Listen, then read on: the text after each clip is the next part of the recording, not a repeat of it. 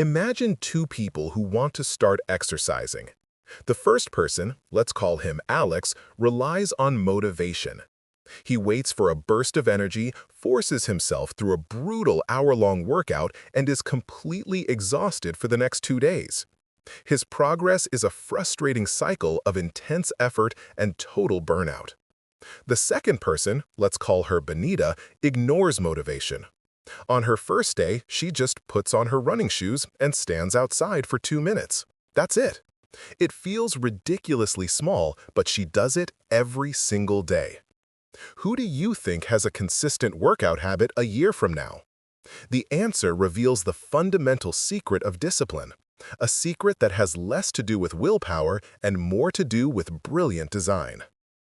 The biggest lie we're told about discipline is that it's a battle of willpower.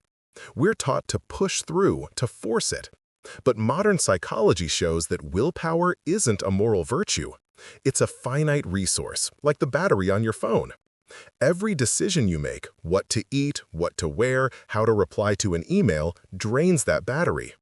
By the end of the day, when you need it most for that workout or that study session, it's often running on empty. This is called decision fatigue. The most disciplined people in the world don't have more willpower than you. They simply structure their lives so they need to use less of it. They understand what the ancient Stoics taught. True discipline isn't about restricting yourself. It's about gaining freedom from your own moods, impulses, and whims. It's about building an autopilot for success. And that autopilot runs on one thing: habits. In his groundbreaking book, The Power of Habit, Charles Duhigg explains that our brain is a prediction machine. It constantly seeks to save energy by turning routines into automatic behaviors. This process, which happens in a part of your brain called the basal ganglia, is called the habit loop. It's a simple three-step neurological pattern that runs our lives. First, there's the cue, the trigger that tells your brain to go into automatic mode. This could be a time of day, a location, or an emotional state. Second, there's the routine, the physical or mental action you take. And finally, there's the reward, the feeling of satisfaction that tells your brain, hey, this loop is worth remembering for the future. Biting your nails? That's a habit loop. Mindlessly checking your phone? That's a habit loop. The good news is we can consciously design new loops that serve us. And to do that, we turn to the 4 clear laws laid out in the masterpiece of habit formation, Atomic Habits by James Clear. Law number 1, make it obvious. A habit must be triggered. The cue must be clear. Your environment is the single greatest director of your behavior. You might think you choose to eat the cookie, but if the cookie is sitting on the counter, your environment made that choice far more likely. So, become an architect of your world. Want to practice guitar? Take it out of the case and put it on a stand in the middle of your living room. Want to drink more water? Don't just hope you'll remember. Fill up a water bottle and place it right next to your laptop. To make this even more powerful, use an implementation intention. Don't just say, I'm going to meditate. Be specific. I will meditate for 2 minutes at 7 a.m. in my living room.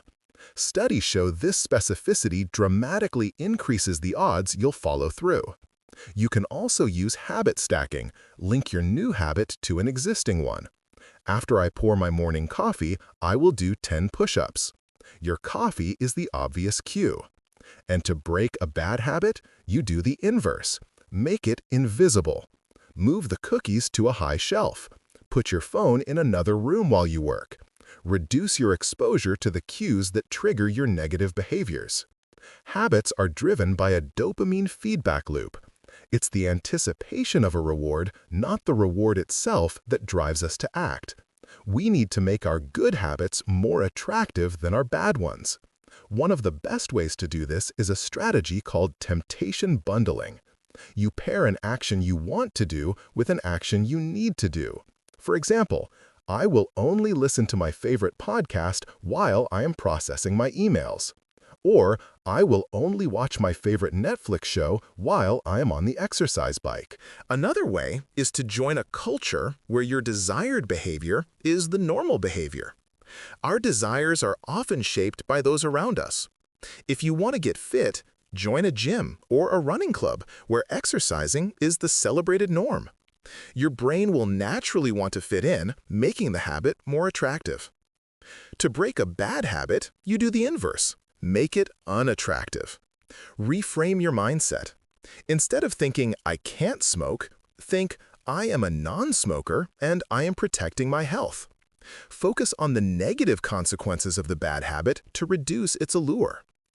This is where our story about Benita and her 2-minute habit comes in. The energy required to start a new habit is often the biggest barrier. The third law is to make it easy. James Clear calls this the 2-minute rule. When you start a new habit, it should take less than 2 minutes to do. Read every day becomes read 1 page. Do 30 minutes of yoga becomes take out my yoga mat. The point isn't to get results on day 1. The point is to master the art of showing up. You must standardize before you optimize. This is about reducing friction. Lay out your workout clothes the night before. Meal prep your lunches for the week. Every small step you take to make a good habit easier increases the odds you'll stick with it.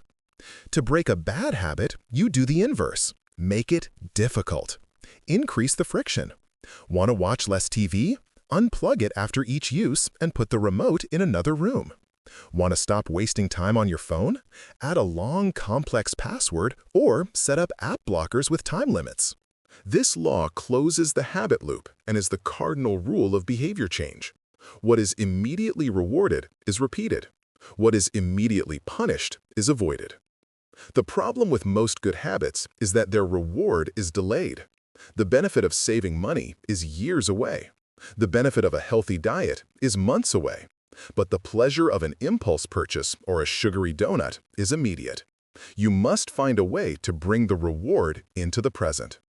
This doesn't mean eating a brownie after every workout. The reward should reinforce the habit. After you finish your 2-minute task, give yourself a moment of genuine pride. A simple, I did it. Or use a habit tracker. Marking an X on a calendar provides a small, satisfying visual proof of your progress. You get an immediate hit of satisfaction and you won't want to break the chain. To break a bad habit, do the inverse. Make it unsatisfying. Get an accountability partner. If you skip a workout, you have to pay them $10. The immediate pain of losing money will help curb the behavior. There's one last crucial piece to understand. When you start these small habits, you will inevitably enter what James Clear calls the plateau of latent potential, or what I call the valley of disappointment. This is the period in the beginning where you're putting in the work, but you don't see any results yet. Your brain expects linear progress, but the results of habits are often delayed. This is where most people quit, but this is where true discipline is forged. It's the ability to stick with your system even when you don't see immediate proof. It's the trust that your 1% improvements are compounding beneath the surface, ready to break through. And this leads to the most profound shift of all. The goal is not simply to do a habit, it's to become a type of person. Every action you take is a vote for the person you wish to become. When you read 1 page, you cast a vote for, I am a reader. When you do 10 push-ups, you cast a vote for, I am a strong person. The goal is not to run a marathon. The goal is to become a runner. The goal is not to write a book. The goal is to become a writer. When your identity is tied to the process, you're no longer chasing a result. You're simply acting in alignment with who you are. This is the end point of discipline, when it no longer feels like a struggle, but simply an expression of your identity. So forget about willpower. Forget about motivation. Look at your life through the lens of design. What is one habit that could change everything for you? Now, what is the 2-minute version of that habit? That is your first step. Your task today isn't to be perfect. Your task is to cast one single vote for the person you want to become. Pick your 2-minute vote and start now. Thank you for watching.